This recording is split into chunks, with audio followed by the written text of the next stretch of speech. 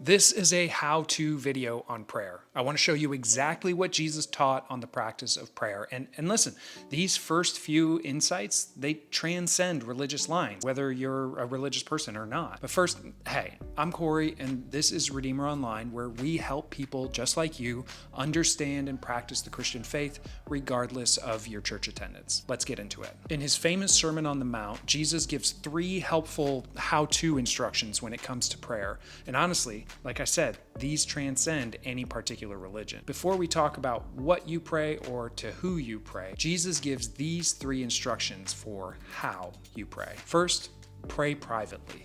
And when you pray, do not be like the hypocrites, for they love to pray standing in the synagogues and on the street corners to be seen by others. Truly, I tell you, they have received their reward in full. But when you pray, go into your room, close the door, and pray to your Father who is unseen. Real quick, when Jesus says Father, he's using it as a reference to the divine, to God. He's not instructing people to pray to their living or deceased fathers. Okay, so first, when you pray privately. Don't use your prayer life as a tool for manipulating how other people see you. It'll be far more satisfying for your divine relationship if you invest in private communication behind closed doors. The opposite of private, in this case, would be performative, only ever praying publicly so that people could see it. Now, maybe you're thinking to yourself, well, Corey, praying performatively in public sounds like my literal nightmare. I mean, I get nervous sweats sharing a fun fact about myself at the team building exercises. Understood.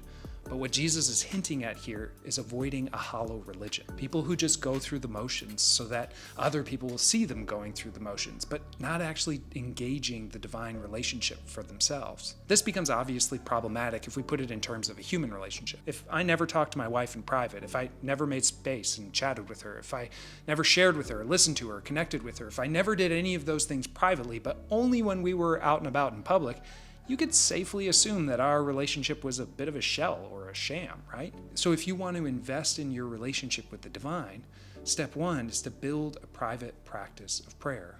Communicate with God behind closed doors. Now, if I'm in the audience and I really do want to start doing this, then my next question is going to be, okay, but what do I say once I get behind those closed doors? Jesus' answer? Don't worry about what you'll say.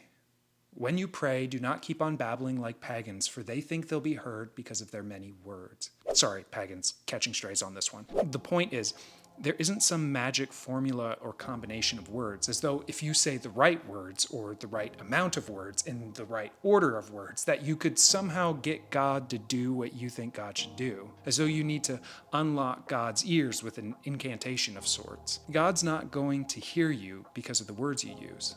God's going to hear you because, at least according to Jesus, God's like a father who wants to hear from his children. I remember when I was in my early 20s and starting to get more serious about practicing my faith, I was absolutely enamored by these people who could preach or pray publicly. The trait that captured me the most was their ability to go on long rants, like running out of breath, speaking incredibly quickly without ever missing or messing up a single word. I thought that it was the height of what it meant to be spiritual. The way of Jesus is so much simpler and way less stressful. Don't worry so much about what you'll say. Don't be like them, for your Father knows what you need before you ask him. So don't pray publicly, don't worry about what you'll say, and don't spend the whole time asking for things. That doesn't mean you can't ask for things, but if that's all prayer is, it stays transactional and not relational. So what do you say to someone who already knows what you need then? I mean, somebody who's going to listen to you simply because they love you, not because of the words you use, especially when it's just the two of you behind closed doors. What do you say to someone in that kind of situation? Anything you want.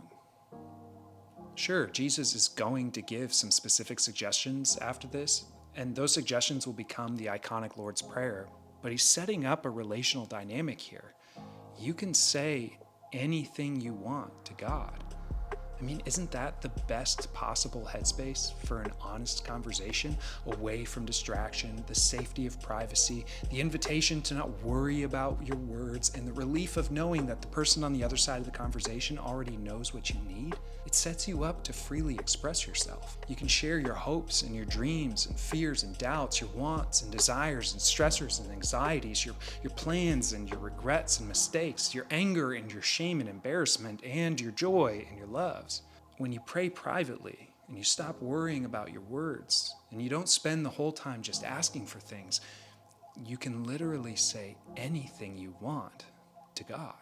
That's Jesus' how-to lesson on prayer. Now, Jesus did have some suggestions for the words we might use in prayer, and we'll get to that in the next video, but for now, that's it for this one. Let me know what you think about this, about Jesus' philosophy of prayer here. I want to know, does that resonate with you? Does it inspire you? Or what do you think's missing? Let me know what you think in the comments. Thanks for watching. And hey, hit subscribe if you like this video, and join the email list by clicking the link in the description so that you don't miss out on the next one. And throw a wave emoji in the comments if you want to chat one-on-one with me. I'd be happy to talk with you about what any of this might look like applied in your personal spiritual life. Oh, and also remember, Monday morning live stream is where we practice the faith together. If that's something you're interested in, again, join the email list so that you get a reminder and you don't miss out. We'll see you next time.